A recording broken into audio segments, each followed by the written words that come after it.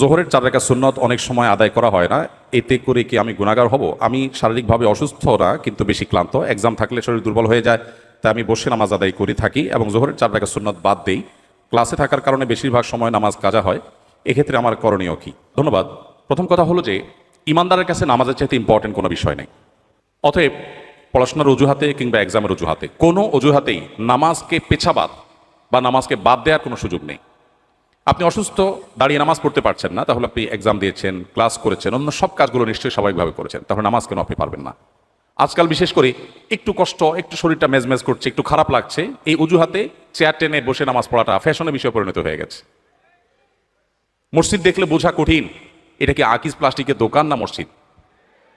তো এই জন্য আমাদেরকে নামাজ পড়ার ক্ষেত্রে লক্ষ্য রাখতে হবে যে আমরা যেন কোনোভাবেই, যতক্ষণ আমার শক্তি সামর্থ্য আছে, আমি শুধুমাত্র একটু শরীর খারাপ করছে, একটু ভালো লাগছে না, সে